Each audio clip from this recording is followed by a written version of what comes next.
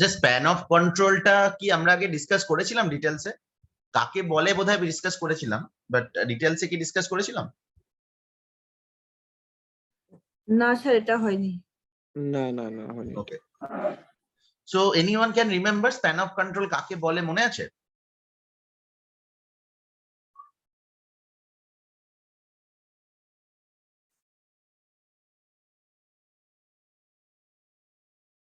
না স্যার, মনে নেই। স্প্যান অফ কন্ট্রোল একদম সিম্পল। স্প্যান অফ কন্ট্রোল মানে হচ্ছে একজন ম্যানেজার কতজনকে কন্ট্রোল করে, এটাই হচ্ছে স্প্যান অফ কন্ট্রোল। এই যে এইখানে এই যে এটা দেখো টেবিলটা, মার্কেটিং ম্যানেজারের আন্ডারে একজন মার্কেটিং অ্যাসিস্ট্যান্ট, একজন marketing researcher, tele sale supervisor, customer care assistant. তার মানে এই মার্কেটিং ম্যানেজার চারজনকে ডাইরেক্টলি কন্ট্রোল করছে, অথবা এই চারজন ডাইরেক্টলি রিপোর্ট করছে এই মার্কেটিং ম্যানেজার। তার মানে এক্ষেত্রে মার্কেটিং ম্যানেজারের স্প্যান অফ কন্ট্রোল হচ্ছে 4। তাহলে স্প্যান অফ কন্ট্রোল মানে কি, যে অ্যাজ এ ম্যানেজার বা অ্যাজ এ সুপারভাইজার আমি কতজনকে কন্ট্রোল করছি, বা কতজনের রিপোর্টিং অফিসার বা ম্যানেজার আমি, মানে আমাকে কতজন ডাইরেক্টলি রিপোর্ট করে, এই যে নাম্বারটা, এটাকে স্প্যান অফ কন্ট্রোল বলে। ওকে,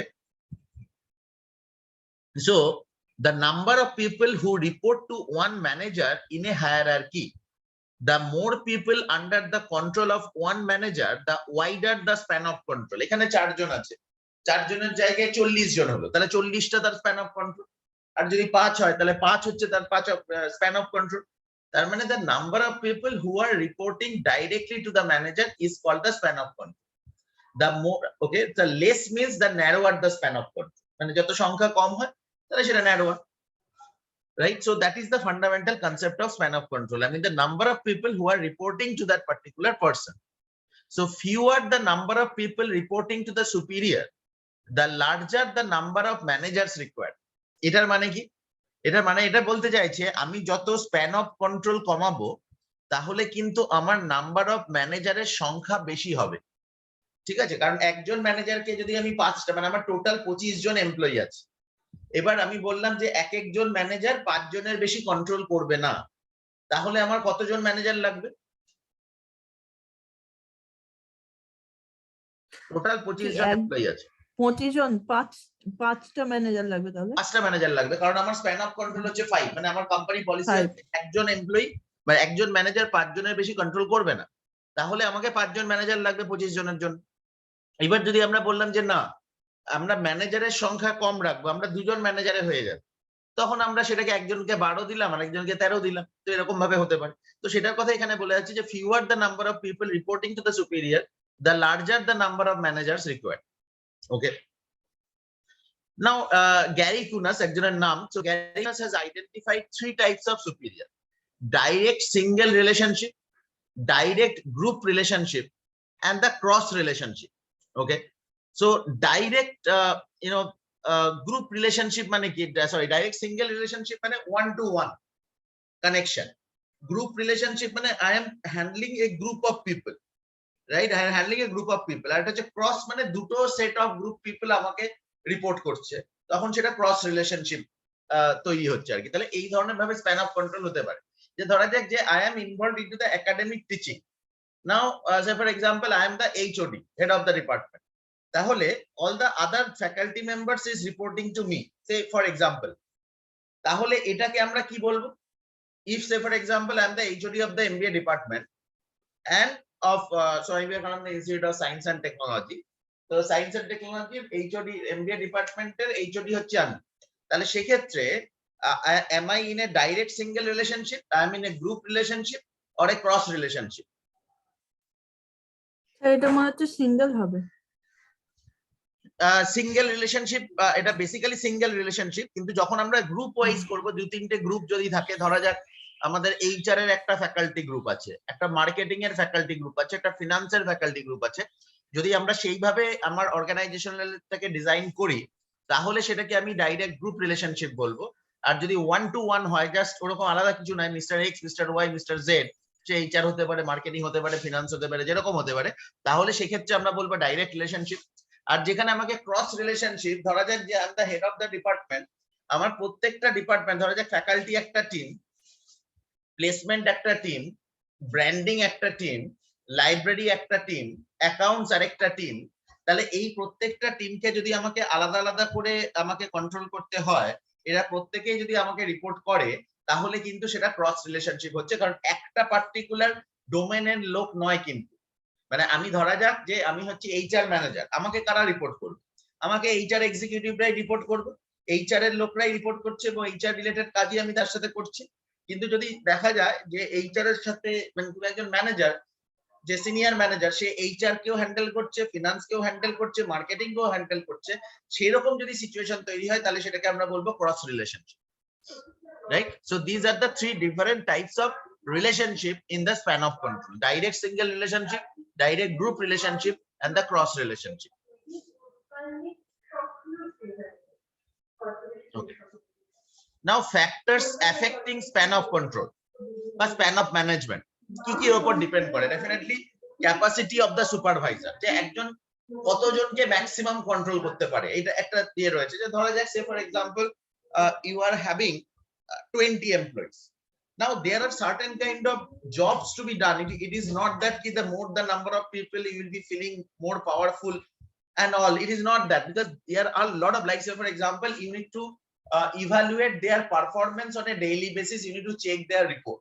So you must be having adequate time to evaluate the their daily work report.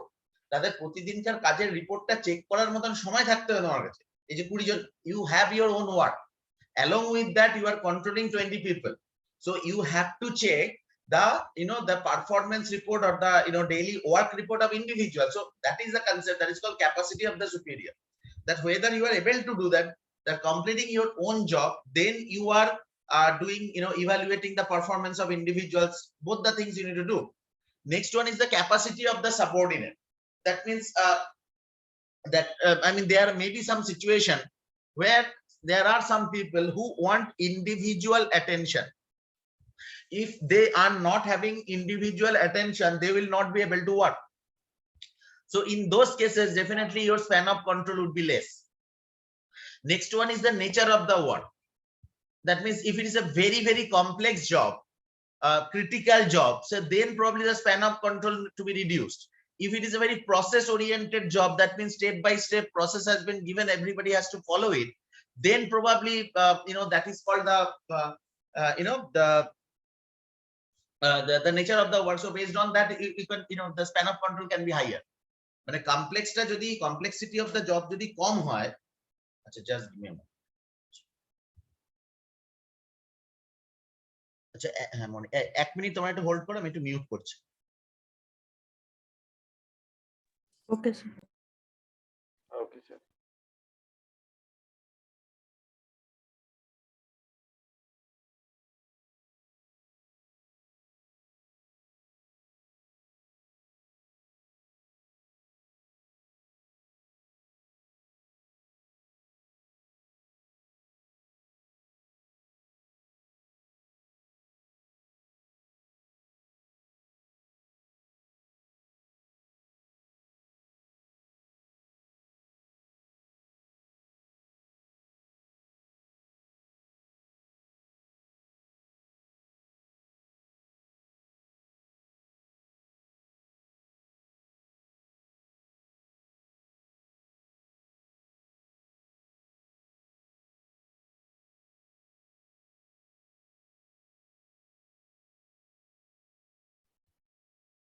Okay, so nature of the work এর উপর যদি বেশি কমপ্লেক্স হয় তাহলে আমরা কি করব? স্প্যান অফ কন্ট্রোল বেশি হবে না কম হবে?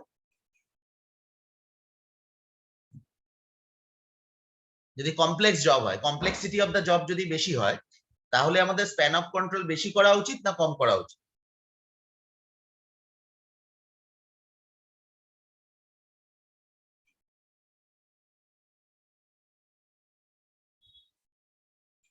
স্যার অ্যাকচুয়ালি জিনিসটা ক্লিয়ার হয়নি, তো বুঝতে পারছি না জিনিসটা।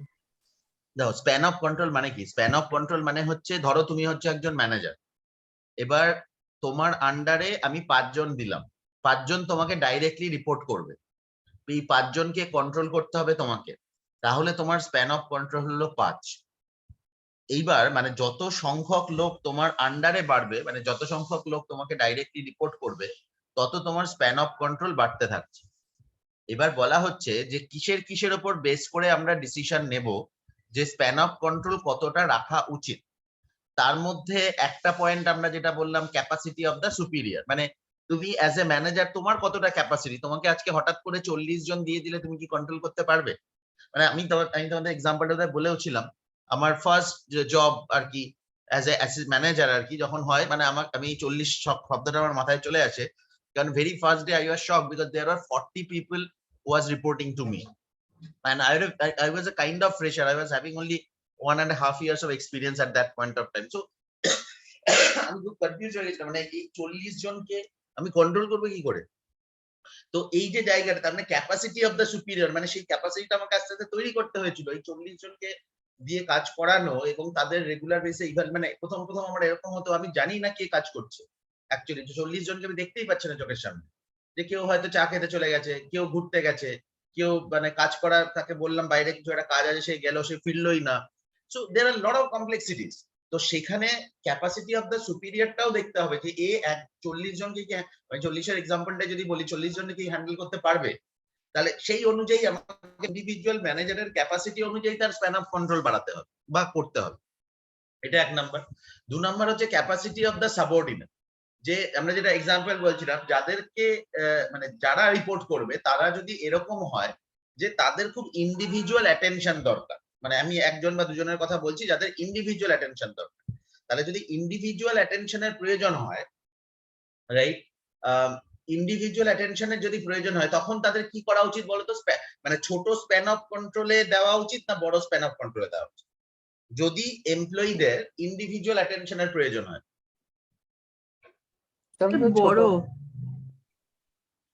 কেন বড় বলো? তুমি যদি যত বড় স্প্যান অফ কন্ট্রোল করবে, একজন ম্যানেজার বেশি লোককে হ্যান্ডেল করতে হচ্ছে। না হ্যাঁ ওটা মানে বেসিক্যালি সিঙ্গেল মানে কম লোক যে রাইট, যদি কম লোক থাকে তাকে। তাহলেই তো মানে ইন্ডিভিজুয়ালি অ্যাটেনশন দিতে পারবে। মানে আজকে ধরো যে তোমরা আজকে যে কজন যে 2 জন ক্লাস করছো, তাহলে আমার পক্ষে হ্যাঁ। তোমরা যদি ইন্ডিভিজুয়ালি কোশ্চেন করো, আমি অ্যানসার আমার পক্ষে অনেক বেশি আচ্ছা। কমফোর্টেবল। রাদার দ্যান যদি 60 জন থাকে, তখন আমার পক্ষে ডিফিকাল্ট প্রত্যেকের অ্যানসার দেওয়া। তাহলে সেটার কথাই এখানে বলা হচ্ছে যে যদি দেখা যায় যদি ইন্ডিভিজুয়াল অ্যাটেনশনের প্রয়োজন হয়, তাহলে কিন্তু তোমার স্প্যান অফ কন্ট্রোল কম রাখা। যেন বলা হয় না যে ব্যাচ সাইজ, এডুকেশনের ব্যাচ সাইজ যদি কম হয়, তাহলে তোমার ইয়ে করতে হবে আর কি, মানে তাহলে ইন্ডিভিজুয়াল অ্যাটেনশন হয়, ঠিক আছে, ও ইন্ডিভিজুয়াল অ্যাটেনশন হয়, 1 to 1 হলো। তো এই রকম জায়গাটা কি, সেই জন্যই বলা হচ্ছে যদি আমার ইন্ডিভিজুয়াল অ্যাটেনশন দরকার, অটোমেটিক্যালি আমার স্প্যান অফ কন্ট্রোল ছোট করতে হবে। আর যেখানে মনে হচ্ছে না ইন্ডিভিজুয়াল অ্যাটেনশনের দরকার নেই, এটা common job, very easy job, সবাই নিজের মতন করতে পারবে, জাস্ট একবার ইনস্ট্রাকশন দিয়ে দিলেই হলো, তখন আমি স্প্যান অফ কন্ট্রোল বাড়িয়ে দিলাম যে ঠিক আছে তোমার আন্ডারে 50 জন থাকলো, তুমি হ্যান্ডেল করে। তো এটা খুব ইজি, মানে এবং এমপ্লয়ি যারা রয়েছে তাদের পক্ষেও কোনো প্রবলেম হচ্ছে না, কারণ তাদের ইন্ডিভিজুয়াল অ্যাটেনশনের দরকার নেই, it is very easy to do job. ঠিক সেরকম ভাবেই নাম্বার 3 পয়েন্ট বলছে নেচার অফ ওয়ার্ক। যদি বলা হচ্ছে কোশ্চেনটা যদি কমপ্লেক্সিটিটা খুব বেশি হয়, খুব জটিল কাজ, ঠিক আছে, কমপ্লেক্সিটিটা বেশি, তাহলে কি মনে হয় স্প্যান অফ কন্ট্রোলটা বড় রাখা ভালো না ছোট রাখা ভালো?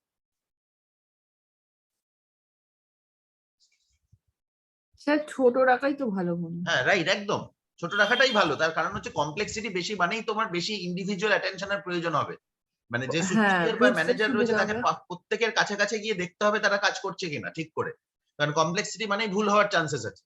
তাহলে তোমাকে প্রত্যেককে সুপারভাইজ করতে হবে, আর প্রত্যেককে যদি সুপারভাইজ করতে হয়, তোমার যত সংখ্যক কম লোক থাকবে তত তোমার সুবিধা হবে, ঠিক আছে। তো না হলে প্রবলেম, এই যে ধরো যে মানে পিএইচডি করছে যারা আর কি, এক একজন ফ্যাকাল্টি, ধরো এমবিএ তে তোমরা যদি প্রজেক্ট করো, আমরা মোটামুটি ঠিক আছে আমরা আমাদের আন্ডারে 20 জন 25 জন 30 জনও প্রজেক্ট করে, অসুবিধা হয়। কিন্তু পিএইচডির ক্ষেত্রে ম্যাক্সিমাম ইউজিসি থেকে গাইডলাইন বেঁধে দেওয়া আছে, একজন ফ্যাকাল্টির আন্ডারে ম্যাক্সিমাম 8 জন স্কলার থাকতে পারে।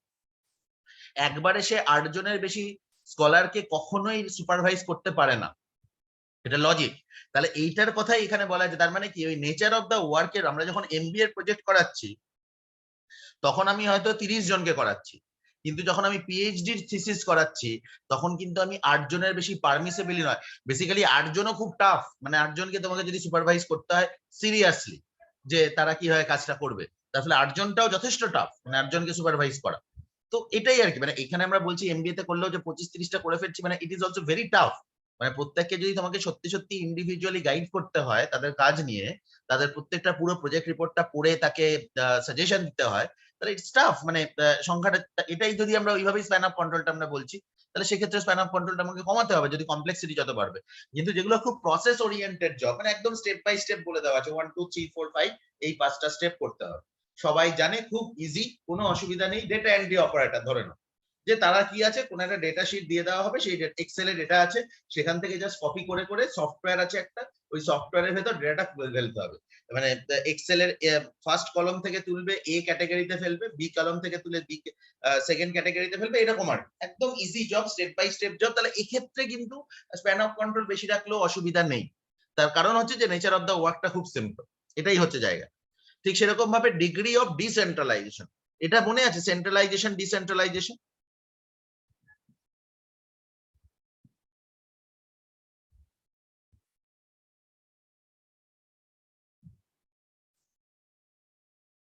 কাকে বলে? সেন্ট্রাল, এগুলো কিন্তু আমরা পড়েছিলাম, সেন্ট্রালাইজেশন ডিসেন্ট্রালাইজেশন। এটাও কিন্তু অর্গানাইজেশনাল ডিজাইনের একটা স্ট্রাকচারের মধ্যে, যে আমরা সেন্ট্রালাইজেশন বেশি রাখবো না ডিসেন্ট্রালাইজেশন। এইটা মানেটা বলো, সেন্ট্রালাইজেশন ডিসেন্ট্রালাইজেশন, তাহলে আমরা এই পয়েন্টটা ভালো বুঝতে পারবো।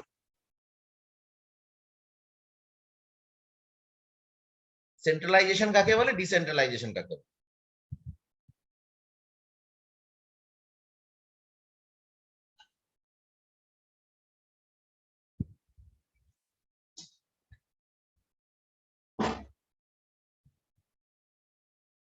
হ্যাঁ, মনে পড়ছে না আমার। তাহলে কি করে হবে? যাই হোক, আমরা ইফ ইউ ক্যান রিমেম্বার, আমরা এক্সাম্পল বলেছিলাম রেলওয়েজ এর পারচেজের, ইফ ইউ ক্যান রিমেম্বার, যে রেলওয়েজ এর ক্ষেত্রে হসপিটালে যখন সারা বছরের কত মেডিসিন লাগবে, রেলের যত হসপিটাল আছে, সেটা সেন্ট্রালি একটা ডিসিশন নেওয়া হয়। ধরা যাক আমরা একটা এক্সাম্পল বলেছিলাম, প্যারাসিটামল ট্যাবলেট কেনা হবে, রেলের ইস্টার্ন রেলওয়েতে টোটাল 14টা হসপিটাল আছে, 14টা হসপিটালের জন্য টোটাল সারা বছরে 50 লাখ প্যারাসিটামল ট্যাবলেট থাকে, জাস্ট ফর এক্সাম্পল। তখন সেটা সেন্ট্রালি যে পারচেজ ডিপার্টমেন্ট থেকে এই 50 লাখ প্যারাসিটামল ট্যাবলেটের জন্য প্রসেসিং করা হলো, এবং তার যে টেন্ডারিং প্রসেস করা হলো, পারচেজ অর্ডার দেওয়া হলো, জিনিস কেনা হলো, তারপর সেটাকে বিভিন্ন যে 14টা হসপিটাল আছে সেই হসপিটালে ডিস্ট্রিবিউট করে দেওয়া। এটা হলো সেন্ট্রালাইজেশন। এবার এই শুধু এই যে 50,000 প্যারাসিটামল বা অন্যান্য ট্যাবলেট বা ক্যাপসুল যাই হোক, যা যা প্রয়োজন সারা বছরের জন্য একবারে কিনে দিয়ে দেওয়া হলো, ঠিক আছে, কিন্তু এছাড়াও তো হসপিটালে প্রতিনিয়ত অনেক জিনিস কিনতে হয় না? ওষুধ, একটা ইমার্জেন্সি ওষুধ, যে ওষুধটা স্টকে নেই, কিনতে হবে। তখন যদি আমি ওরকম ভাবে সেন্ট্রালি করতে যাই, সেন্ট্রালে ধরা যাক যে মালদার একটা হসপিটালে একটা ওষুধ লাগবে, সেটা সেন্ট্রাল হচ্ছে ফেয়ারলি প্লেস, ডালহৌসিতে অফিস, তাদেরকে ইনফর্ম করা, বলা, তাদের প্রসেস করা, তো মানে মাস দুয়েকের মাসখানেকের তো ব্যাপার হয়েই যাবে। এটা তো এমার্জেন্সি জিনিস, তুমি কি করে করবে? তাহলে তখন এই প্রত্যেকটা হসপিটালকে কিন্তু একটা ডিসেন্ট্রালাইজড পাওয়ার দেওয়া থাকে, যে আপনারা প্রতিদিন, আমি জাস্ট একদম এক্সাক্ট এক্সাম্পলই বলছি, প্রত্যেকটা হসপিটালের রেলওয়েজ এর ক্ষেত্রে দাঁড়িয়ে থাকে পার আইটেম পার ডে 5,000 রুপিসের জিনিস কিনতে হবে, ঠিক আছে? মানে তুমি হয়তো 5,000 টাকার জিনিস কিনতে হবে, এবার তোমার বলতে পারো যে তুমি একটা মেডিসিনের দাম হয়ে গেল 20,000 টাকা, তাহলে সে কি করে কিনবে? তাহলে তাকে সেই বিলিংটা 4 দিনে করতে হবে, যেহেতু তার পার ডে তে পারমিশন হচ্ছে 5,000, তাহলে বিলিংটা 4 দিনে করে কিন্তু মেডিসিনটাও কিনে নিতে পারবে, রাইট? তাহলে এইটা হচ্ছে ডিসেন্ট্রালাইজেশন। এখন আমি একটা সেন্ট্রালি অর্গানাইজেশন থেকে আমি ইয়ে করছি, কাজটা প্রসেস করছি প্রত্যেকটা আমার সবগুলো অর্গানাইজেশনের জন্য, তখন সেটাকে আমি সেন্ট্রালাইজেশন বলছি। আবার যখন বিজনেস সাব ইউনিট অনুযায়ী, মানে প্রত্যেকটা হসপিটালকে যদি আমি একটা বিজনেস ইউনিট ধরি, তাহলে তারা নিজের নিজের মতো করে পারচেস করছে, ডিসিশন নিচ্ছে, তখন সেটাকে আমরা কি বলবো? তখন সেটাকে আমরা বলবো হচ্ছে ডিসেন্ট্রালাইজেশন, রাইট? মানে ধরা যাক যে একটা ব্যাংকের রিক্রুটমেন্ট হচ্ছে, তাহলে ব্যাংকের রিক্রুটমেন্টটা যদি আমি ন্যাশনালাইজ ব্যাংক বলি বা যে কোনো প্রাইভেট অর্গানাইজেশনের ক্ষেত্রে, মেজর যে রিক্রুটমেন্ট গুলো হয় সেগুলো কিন্তু সেন্ট্রালাইজ প্রসেস। মানে এটা কোনো ব্রাঞ্চ, আমি হয়তো ধরো তুমি এইচডিএফসি ব্যাংকে চাকরি করতে চাইছো, তুমি এইচডিএফসি ব্যাংকের ব্রাঞ্চ ম্যানেজারের কাছে চলে গেলে যে আমি এই ব্রাঞ্চে চাকরি করবো, এরকম ভাবে হয় না জিনিস। এই পুরো জিনিসটাই পুরো সেন্ট্রালাইজড ওয়েতে হয়। ওরা তখন বলবে যে দেখুন আমাদের অ্যাডভার্টাইজমেন্ট বেরোবে আমাদের হেড অফিস থেকে, আপনারা ওখানে অ্যাপ্লাই করুন, প্রসেস ফলো করুন, সিলেক্ট হলে আপনি পাবেন। এইটা হচ্ছে বলবে, কারণ কি পুরো জিনিসটা সেন্ট্রালাইজড। কিন্তু কিছু পজিশন থাকে যেরকম হচ্ছে একদম ফ্রন্টলাইন মার্কেটিং এক্সিকিউটিভ প্রোফাইল, ঠিক আছে, ফ্রন্টলাইন মার্কেটিং এক্সিকিউটিভ প্রোফাইল, যেগুলো ধরা যাক যে অফিস পিয়ন, সিকিউরিটি, এই ধরনের যে ইয়েগুলো হয়, রিক্রুটমেন্ট গুলো হয়, এই ধরনের রিক্রুটমেন্ট কিন্তু ডিসেন্ট্রালাইজ করা থাকে ব্রাঞ্চ ম্যানেজারের কাছে, যে ব্রাঞ্চ ম্যানেজারই ডিসিশন নিতে পারবে যে তোমার আন্ডারে তুমি 5 জন বা 7 জন মার্কেটিং এক্সিকিউটিভ রাখতে পারো, তুমি নিজে সিভি প্রসেস করো, সিলেক্ট করো, এইচআর কে পাঠিয়ে দাও, এইচআর সেটাকে প্রসেস করে দাও, ঠিক আছে। তাহলে এটা কি হয়ে গেল? ডিসেন্ট্রালাইজ। কিন্তু এখানে কিন্তু মানে সেন্ট্রাল এইচআর টিম থেকে প্রসেস করা হচ্ছে না, ইন্ডিভিজুয়াল ব্রাঞ্চ থেকে প্রসেস করা হচ্ছে, তাহলে সেটাকে আমি বললাম decentralize. This is the difference. এইবার ডিসেন্ট্রালাইজেশন যদি বেশি হয় তাহলে কি স্প্যান অফ কন্ট্রোল বেশি থাকা উচিত, নাকি ডিসেন্ট্রালাইজেশন কম হলে স্প্যান অফ কন্ট্রোল বেশি থাকা উচিত? সেটাই হচ্ছে কোশ্চেন।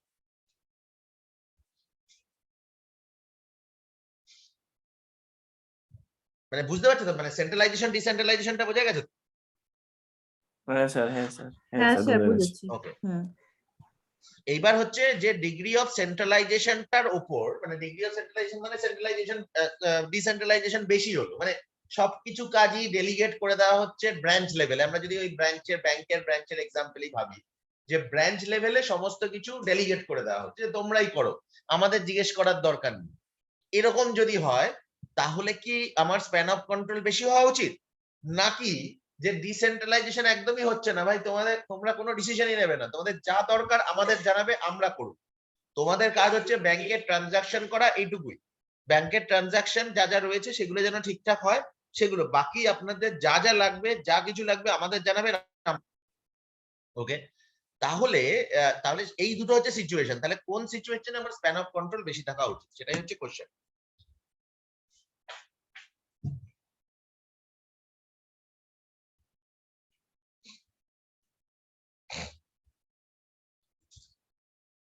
ধরো না, মানে এবার স্পেসিফিক্যালি বলো যে ডিসেন্ট্রালাইজেশন যদি বেশি হয়, তার মানে ম্যাক্সিমাম কাজই ধরো ব্রাঞ্চে হচ্ছে, ঠিক আছে, ম্যাক্সিমাম কাজই ব্রাঞ্চে হচ্ছে, তাহলে কি স্প্যান অফ কন্ট্রোল বেশি হবে না কম হবে? লজিক্যালি ভাবো।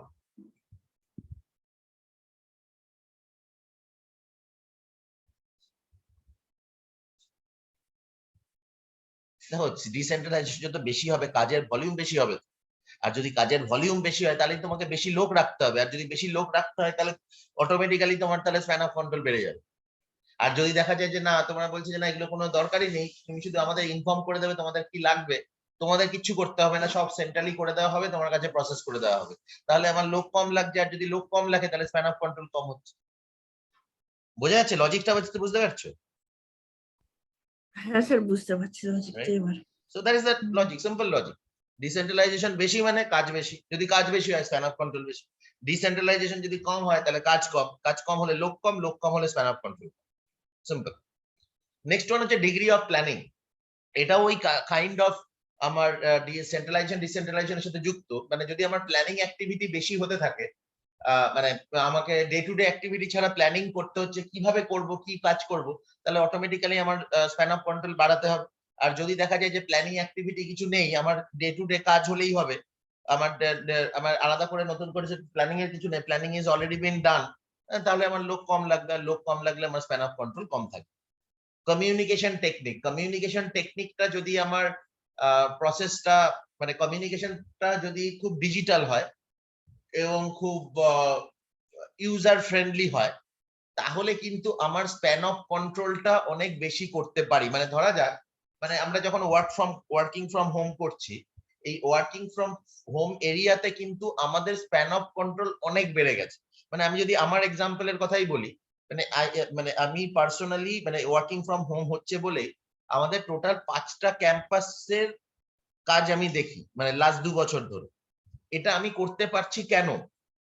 করতে পারছি এই কারণে যে because of communication technique, it is online. মানে আজকে ধরো তোমার ক্লাসটা 12টা 1টার সময় শেষ হবে, অফ ধরো ব্যারাকপুর ক্যাম্পাসের, আমার সোনারপুরের ক্যাম্পাস 2 এর ক্লাস শুরু হবে 1টা থেকে।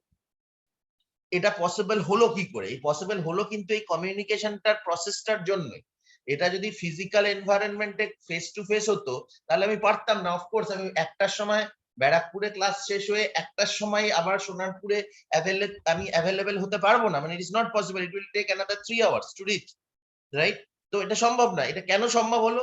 এটা সম্ভব হলো এই কারণেই, because of the communication technique. তার মানে কমিউনিকেশন টেকনিক যদি ইমপ্রুভ হয় তাহলে তোমার স্প্যান অফ কন্ট্রোল বেশি হতে পারে। মানে you can control more number of people, you can control more number of activities. অনেক বেশি activities you can control if your communication technique is much higher. Like say for example, এই যে তোমাদের আমি কতদিনের ক্লাসটা আমি নিতে পারিনি, তার কারণ because I was having 4 different meeting which is face to face, right? এতদিন ধরে এই মিটিং গুলো সবই কিন্তু হচ্ছিল অনলাইন। তার ফলে আমার প্রবলেম হচ্ছিল না। মানে ধরো একটা মিটিং আমার 10 মিনিটের মিটিং সল্ট লেকে, তার জন্য আমার যাতায়াত করতে লাগছে 1.5-3 ঘন্টা। তার মানে ভাবো এই 3 ঘন্টা আমার মিটিংটা 10 মিনিটের, কিন্তু আমার যাতায়াতে লেগে গেল 3 ঘন্টা। তার মানে যদি আমি নর্মাল লাস্ট 2 বছর ধরে যেটা হয়নি, যে ধরা যাক যে আমার এই যে 3 ঘন্টা সময়টা যাচ্ছিল না, তার ফলে 3 ঘন্টা আমি কিন্তু নর্মাল ক্লাসেসও নিচ্ছি, তার মাঝখানে হয়তো আমি বললাম যে ঠিক আছে আমি 10 মিনিটের ব্রেক নিলাম, আমি ওই মিটিংটা সেরে নিলাম, দ্যাট ওয়াজ পসিবল। কিন্তু আজকে যখন এই ফিজিক্যাল এবং ডিজিটাল দুটো একসাথে হচ্ছে, তখন কিন্তু ফিজিক্যাল অ্যাক্টিভিটি গুলো মেনটেন করার জন্য, ফিজিক্যাল যেগুলো face to face meeting maintain করার জন্য, যে তার মানে কি হচ্ছে, আমার স্প্যান অফ কন্ট্রোল বা অ্যাক্টিভিটি কন্ট্রোল কমে যাচ্ছে। I am not able to do that. আমার হচ্ছে না কিন্তু জিনিসটা, because that was a disperse. আমাকে সকালবেলা মানে প্রথমে আমাকে ক্যাম্পাসে যেতে হয়েছে, campus to Southern Avenue to Salt Lake to that other venue, এরকম যেতে হয়েছে। তার ফলে কি, ইট টেক্স টাইম। কমিউনিকেশন টেকনিকটা যখনই ফেস টু ফেস হয়ে গেল, তখন কিন্তু that effects my overall productivity as well. তার মানে কি, আমার স্প্যান অফ কন্ট্রোল কমাতে হচ্ছে তখন। I cannot do those more activities. নাহলে বেসিক্যালি ওই 4টে মিটিং এর জন্য আমার সময় লেগেছে 40 মিনিট কি 1 ঘন্টা maximum, not more than that. কিন্তু 1 ঘন্টার জন্য আমার ট্রাভেলিং টাইম লেগেছে 4 আওয়ার্স, মানে ওই 3 to 4 আওয়ার্স প্রায়, সব মিলিয়ে যাতায়াত মিলিয়ে, রাইট? তাহলে অটোমেটিক্যালি কি দাঁড়াচ্ছে, যে কমিউনিকেশন টেকনিকটা ওপর কিন্তু তোমার স্প্যান অফ কন্ট্রোল ডিপেন্ড করছে।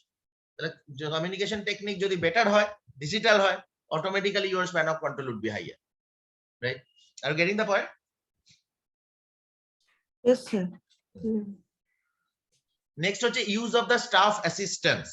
এবার আমার কাছে মানে বিইং এ ম্যানেজার, আমার যদি কোনো অ্যাসিস্ট্যান্ট ম্যানেজার থাকে who is helping me out in carrying out my day to day activity, my span of control can be higher. আমার একজন অ্যাসিস্ট্যান্ট আছে যে কিনা আমার এই ডে টু ডে যে পারফরম্যান্স ইভ্যালুয়েশন, তাদের ডেইলি অ্যাক্টিভিটি ইভ্যালুয়েশন করার জন্য আমার একজন বা দুজন অ্যাসিস্ট্যান্ট আছে, রাইট? তাকে আমি বলে দিয়েছি তুমি এইভাবে ইভ্যালুয়েশন করো, if you find deviation in this area then only you let me know. এগুলোর মধ্যে যদি ডেভিয়েশন হয় তাহলেই তুমি আমাকে জানাও, বাকিদের জানানোর দরকার নেই, বাকি তুমি বলে দাও it is okay to go, no issue. কিন্তু যদি এই ডেভিয়েশন গুলো আছে, তাহলে ও যদি এই ইভ্যালুয়েশনটা করে দেয়, তাহলে কিন্তু তোমার পক্ষে কাজটা অনেক ইজি হয় জিনিসটা, রাইট? আমার পক্ষে অনেকটা ইজি হচ্ছে। So that is called the use of the staff assistant. যদি আমার স্টাফ অ্যাসিস্ট্যান্ট বেশি হয়, তাহলে আমার স্প্যান অফ কন্ট্রোল বেশি হলেও আমার কোনো প্রবলেম নেই। কিন্তু যদি স্টাফ অ্যাসিস্ট্যান্ট না থাকে, আমাকে পুরোটাই নিজেকে কন্ট্রোল করতে হয়, তাহলে কিন্তু আমার পক্ষে বেশি কন্ট্রোল করাটা difficult, right? So that is called the use of staff assistant. Supervision from others, যদি দেখা যায় অফকোর্স একজনকে 2-3 জন সুপারভাইজ করছে, তাহলে স্প্যান অফ কন্ট্রোল তুমি বেশি রাখতে পারো, কারণ তোমার একার উপর পুরো দায়িত্বটা থাকছে না। মানে একজনকে কন্ট্রোল করছে কিন্তু 2 জন বা 3 জন, তাহলে ঠিক আছে। মানে আমি একজনকে আমি বললাম যে ওই 2 জনকে আমি ভালো দেখতে পাচ্ছি না, তো বাকি 2 জনকে আমি বলে দিলাম যে তুমি দেখে না। তো that is the concept, that is called the supervision from others. যদি সুপারভিশন ফ্রম আদার্স থাকে, মানে একজন মানে শুধু আমাকেই রিপোর্ট করছে না, আমাকে ছাড়াও আরো 2 জনকে রিপোর্ট করছে, তাহলে সেক্ষেত্রে আমার স্প্যান অফ কন্ট্রোল আমাদের বেশি হতে পারে।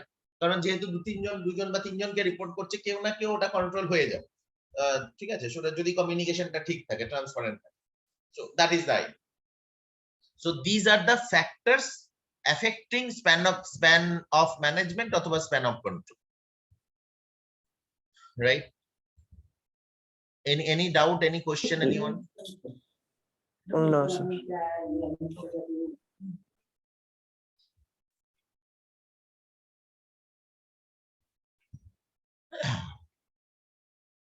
So number 1 is narrow span of control and wide span of control.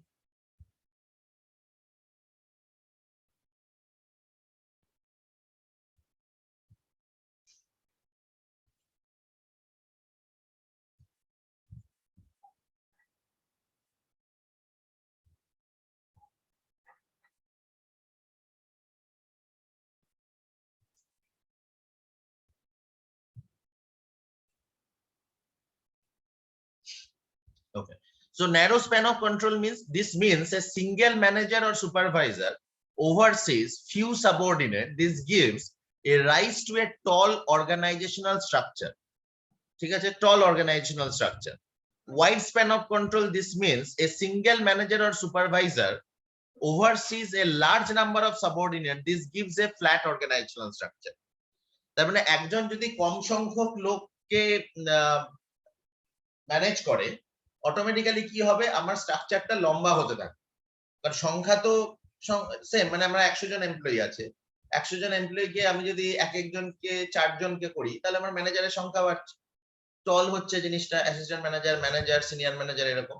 কিন্তু যদি ওয়াইড স্প্যান অফ কন্ট্রোল হয়, তাহলে কিন্তু আমার ধরা যাক একটা জাস্ট এক্সাম্পলই বলি, যে আমাদের 3টে লেভেল আছে, একটা management trainee, assistant manager, manager. 50 জন ম্যানেজমেন্ট ট্রেনি আছে, 50 জন ম্যানেজমেন্ট ট্রেনিকে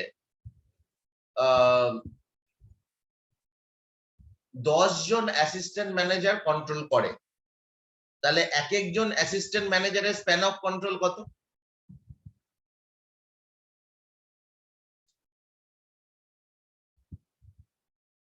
50 জন ম্যানেজমেন্ট ট্রেনি আছে, 50 জন ম্যানেজমেন্ট ট্রেনিকে 10 জন অ্যাসিস্ট্যান্ট ম্যানেজার কন্ট্রোল করে। ওকে, তাহলে 10 জন অ্যাসিস্ট্যান্ট ম্যানেজার যদি কন্ট্রোল করে, তাহলে এক একজন অ্যাসিস্ট্যান্ট ম্যানেজারের স্প্যান অফ কন্ট্রোল কত? তাহলে 5 হচ্ছে তো। 5, প্রত্যেকে 5 জনকে কন্ট্রোল করে, 5 জন করে, রাইট? তাহলে স্প্যান অফ কন্ট্রোল হলো 5। এবার 10 জন অ্যাসিস্ট্যান্ট ম্যানেজার আছে, 10 জন অ্যাসিস্ট্যান্ট ম্যানেজারকে কন্ট্রোল করে, ধরা যাক 5 জন ম্যানেজার, জাস্ট ফর এক্সাম্পল, এরকম হয় না, মানে 10 জনের জন্য ডেফিনেটলি 5 জন ম্যানেজার হয় না, মানে 2 জন হয়তো হবে ম্যাক্সিমাম, কিন্তু আমরা জাস্ট এক্সাম্পলের জন্য বলছি। ধরা যাক 5 জন ম্যানেজার আছে, তার মানে এক একজনের স্প্যান অফ কন্ট্রোল কত? 2। এইবার ধরা যাক আমরা wide span of management system implement করতে চাইছি। Wide span of management system implement করা মানে হচ্ছে ডি লেয়ারিং করা, মানে ফ্ল্যাট করা, মানে লম্বা থেকে ছোট হওয়া। ওকে, ফ্ল্যাট অর্গানাইজেশনাল স্ট্রাকচার করা। তার মানে জেনারেলি ডি লেয়ারিং হয়ে কি হবে? ডি লেয়ারিং হয়ে এই অ্যাসিস্ট্যান্ট ম্যানেজার পজিশনটা উড়িয়ে দেওয়া হবে, থাকবে না। ওকে, যদি অ্যাসিস্ট্যান্ট ম্যানেজার পজিশনটা উড়ে যায়, তাহলে কি দাঁড়াচ্ছে, আমার অ্যাকচুয়ালি 5 জন ম্যানেজার আছে, এই 5 জন ম্যানেজার ডাইরেক্টলি 50 জন ম্যানেজমেন্ট ট্রেনিকে কন্ট্রোল করবে। তাহলে এদের স্প্যান অফ কন্ট্রোল কত হবে? 10 করে হবে, এই যে জায়গাটা। তার মানে কি, আগের ক্ষেত্রে মানে ম্যানেজমেন্ট ট্রেনিদের হ্যান্ডেল করার জন্য স্প্যান অফ কন্ট্রোল ছিল 5, এইবার আমি সেই স্প্যান অফ কন্ট্রোলটা 10 করে দিলাম। 10 করে আমি কি করলাম, আমার অর্গানাইজেশন ডিজাইনটাকে ফ্ল্যাট করে দিলাম। তার মানে এটাই হচ্ছে জায়গাটা, যত ওয়াইডার হবে, এই যে একজন 10 জনকে হ্যান্ডেল করা যখন শুরু করলো, তখন জিনিসটা কি দাঁড়ালো, ওই মাঝখানের একটা লেয়ার সম্পূর্ণ ছড়িয়ে দেওয়া হলো। তার ফলে যে লম্বা স্ট্রাকচারটা ছিল অনেকটা ছোট হয়ে গেল, সেজন্য ফ্ল্যাট অর্গানাইজেশনাল স্ট্রাকচার হয়ে গেল। এটাই হচ্ছে কনসেপ্টটা, যে ন্যারো স্প্যান অফ ম্যানেজমেন্ট হলে টল অর্গানাইজেশনাল স্ট্রাকচার হয়, ওয়াইড স্প্যান অফ কন্ট্রোল হলে আমাদের flat organisational structure. Right? Are you getting the point? Yes. Huh? Yes, sir, clear. Yes, sir.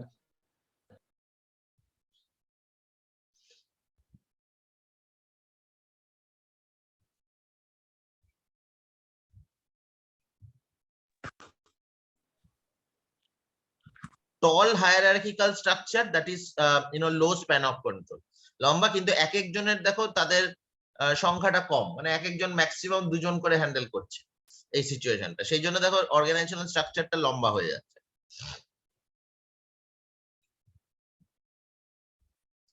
আর এটা ফ্ল্যাটেন হয়ে যাচ্ছে, ঠিক আছে?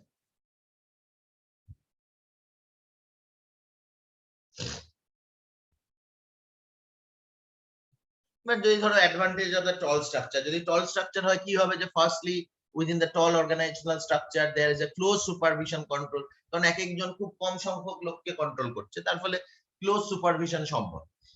ইট ইজ মোর অথরাইজ স্ট্রাকচার, মানে একজনের উপর জিনিসটা ডিপেন্ড করছে না, রাইট? মানে অনেকগুলো লেভেল রয়েছে, তার ফলে ডিসিশন মেকিংটা অনেক বেশি স্মুথ হচ্ছে। Secondly, it is more authorized structure. Thirdly, in a tall structure, the responsible person is other accountable for the higher authority. মানে প্রত্যেকের একটা accountability, মানে answerable to the next level, মানে কেউ তাদের দায়িত্ব এড়িয়ে যেতে পারবে না। Fourthly, this structure enhance the control of the top regulation over the organization. Regulationটা তোমার মেইনটেইন করতে অনেকটা সুবিধা হয়। So these are